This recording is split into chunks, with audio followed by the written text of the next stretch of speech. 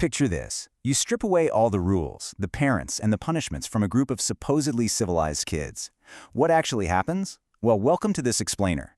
Think of this as your ultimate exam cheat sheet for acing your test on William Golding's classic 1954 novel, Lord of the Flies. So whether you're prepping for a massive essay or just trying to wrap your head around the really dark turn this story takes, you are exactly in the right place. Here's a quick look at our agenda for today.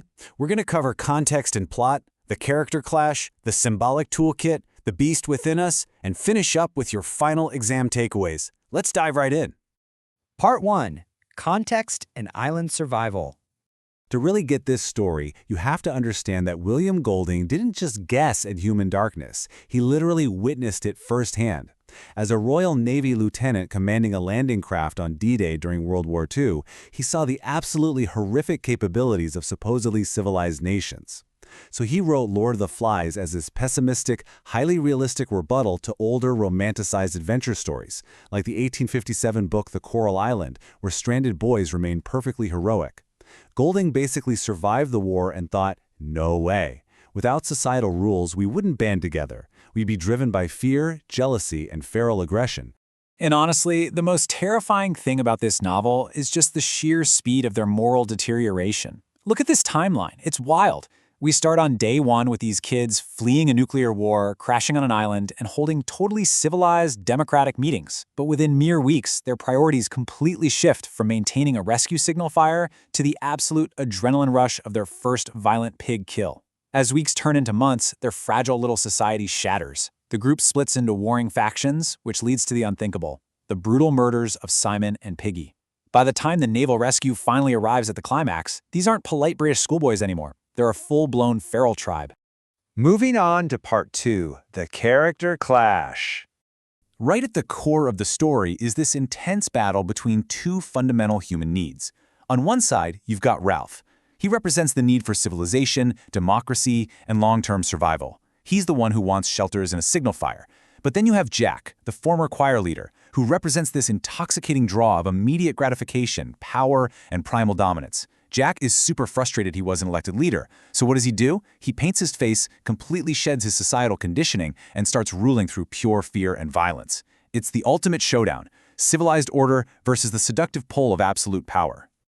Now, when you go to write your essay, mapping these boys to their societal archetypes is pretty much a guaranteed way to score points.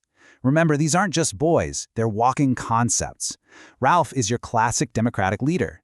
Jack is your authoritarian dictator. Piggy, well, he represents the intellectual voice of reason and science. He's brilliant but tragically ignored because he just lacks physical charisma. And then there's Simon. Often viewed as a Christ-like prophet, Simon represents a deeper, spiritual truth connected to nature. These four are literally battling for the soul of the island. Which brings us to Part 3, the symbolic toolkit. If you get an essay question on this book, you absolutely have to know these objects. First up, the conch shell. Early on, the conch is the ultimate symbol of law, order, and civilized authority. Holding it literally gives you the right to speak. It's this fragile little thread tying them back to their British upbringing. But here's the catch. A shell only has power if people actually agree to respect it. So when a boulder eventually shatters the conch into 1,000 white fragments right alongside Piggy, Golding is screaming to the reader that democracy and reason on this island are officially, permanently dead.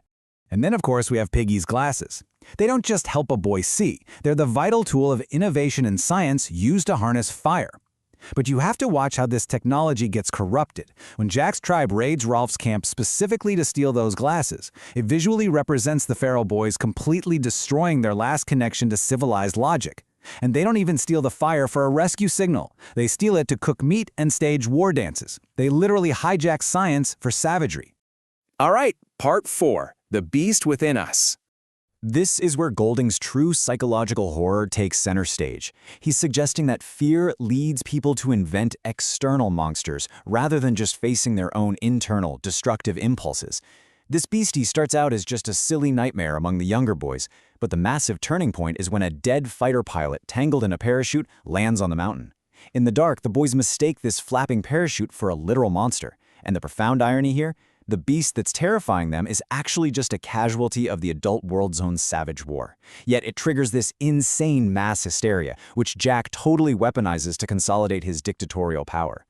Now, if you want to seriously impress your examiner, drop this quote from Simon. He's the only one who figures out that the beast isn't some animal you can hunt with a spear. It's the darkness lurking right within human nature itself.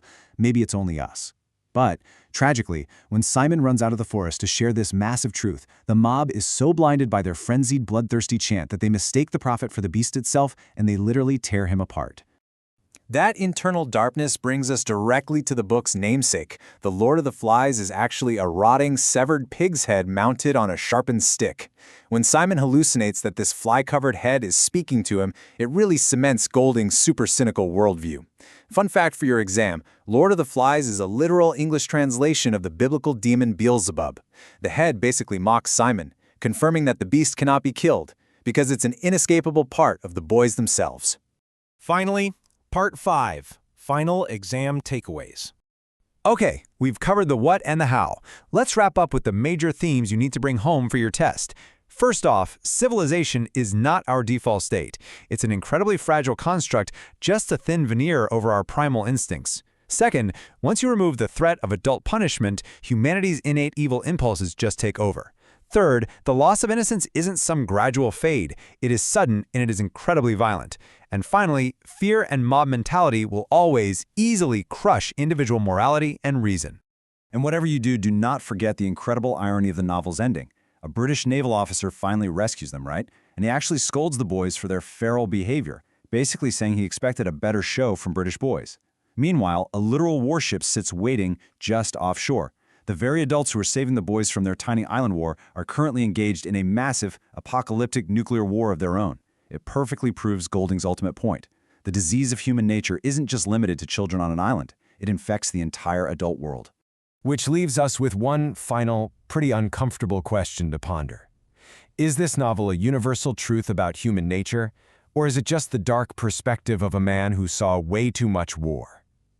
As you prep for your exam, ask yourself, if all the rules disappeared in your own life tomorrow, would you hold on to the conch, or would you paint your face and join the hunt?